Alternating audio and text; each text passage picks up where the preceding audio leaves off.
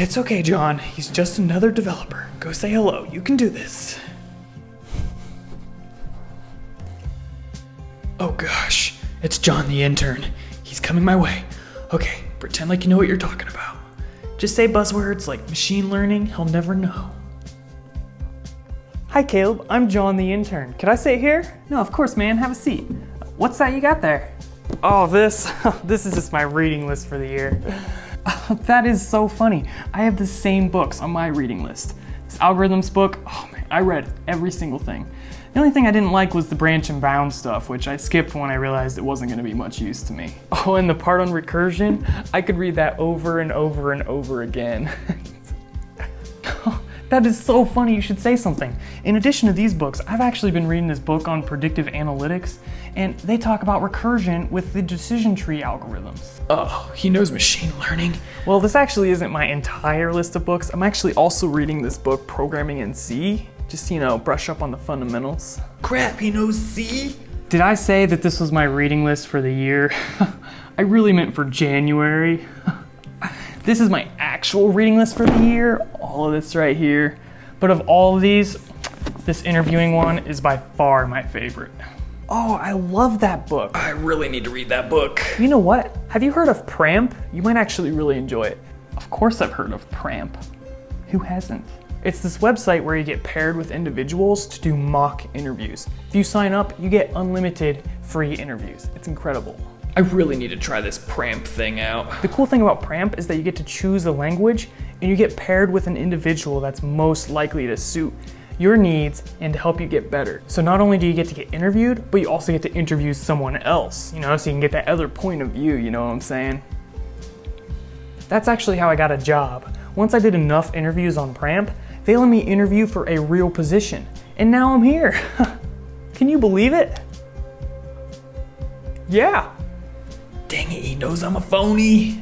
Well, John, it was nice talking to you. If you keep up the good work, maybe one day you'll be as successful as I am. My pleasure.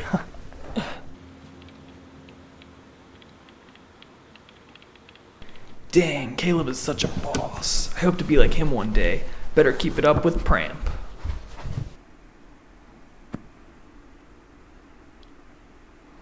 I can't code. Look at John, he makes it look so easy. It's like he's trying to mock me.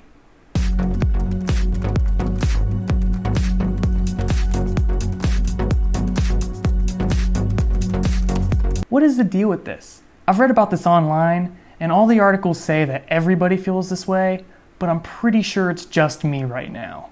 It's called the Imposter Syndrome. Yeah, you've heard me.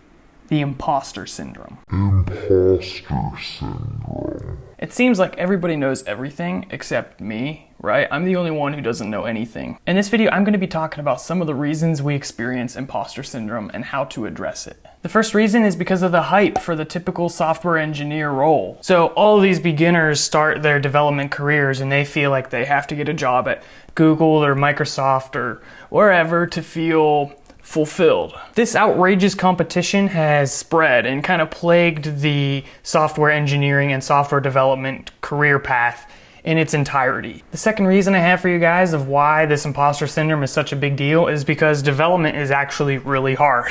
I believe coding can be done by everybody, but there is a natural kind of person that clicks with coding and is able to do really well. And even that person is required to do lots of studying, lots of practice, and lots of preparation.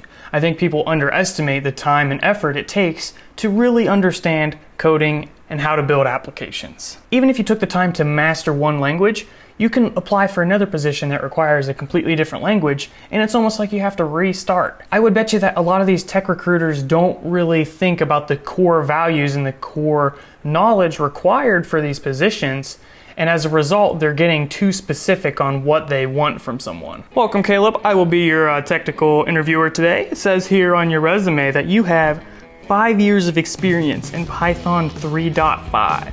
Yes, that is absolutely right. I am very fluent in Python. Also have lots of fundamental knowledge in algorithms, data structures. Well, we require at least 6 months in Python 3.6, so I'm afraid this is just not gonna work out.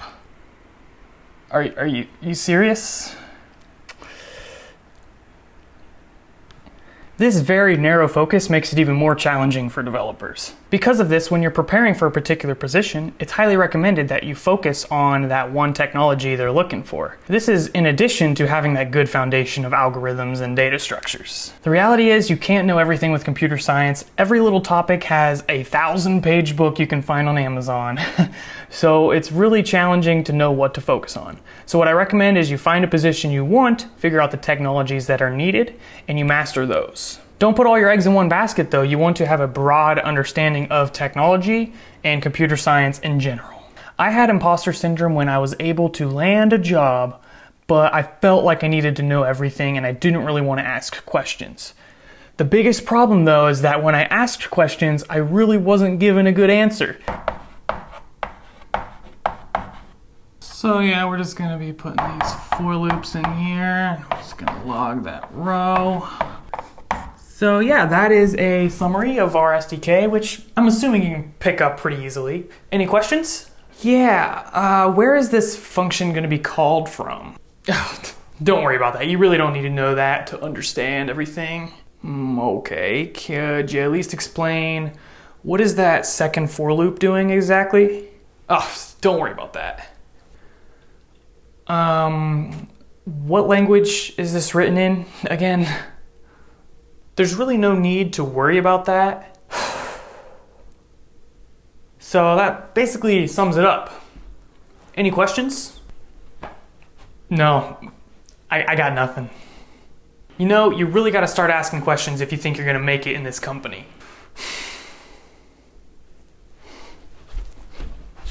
So to have victory over the imposter syndrome, first you need to lose the ego. This is a big deal for computer scientists because we all want to be so smart and we don't want to ask questions because it makes us look stupid. And I want to be clear that there is a difference between ego and confidence. You can have confidence without having a strong ego. Confidence is being sure of what you know and being able to voice that. Ego is faking that you know something when everybody around you knows that you really don't. The second thing I do to fight the imposter syndrome is to pretend that coding is cooking. And this really doesn't make any sense unless you're me, but I'm gonna tell you guys anyways. So I am absolutely terrible at cooking. I don't cook, can't cook, and honestly, I have a serious level of pride about how little I can cook. Like, cook what? I can't cook, are you crazy? Instead of having that ego about how awesome you are at coding, why don't you have an ego about how little you really know? Because in the big scheme of things, we all know very little. So you can work on your responses to questions. Let's say you get asked to build an app to support 10 million users. You could respond like, 10 million users? Anyone as intelligent and as good looking as I am could obviously build that app for you. Don't you worry. Mom, I can't do this anymore. Instead, you could say something like this. 10 million users? Oh, I've never done it before. But with this talented team, I'm sure we won't disappoint you. The first one was egotistical, the second one was full of confidence. When you take on a task you know you can't do, you're setting yourself up for failure and stress and destruction, essentially.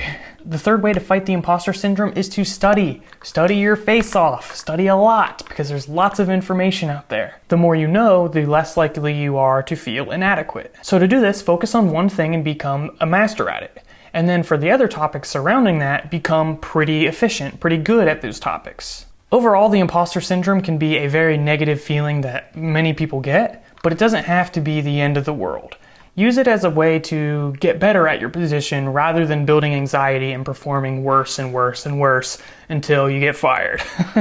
If you feel like you just need a refresh just to start from the beginning, I would highly recommend you check out my upcoming video, which is going to be what you need to do to get your first coding job. This video is going to focus on the basics, but this is still the same stuff that even the elite master software developers need themselves. So please be sure to subscribe and look out for that content. Definitely appreciate you guys watching this video. Please leave a comment below if you've experienced the imposter syndrome and what you did to overcome it. If you enjoy this content, consider supporting me on Patreon. That's a monthly donation system. Definitely appreciate it. Thank you guys, and I'll catch you in the next video. Peace.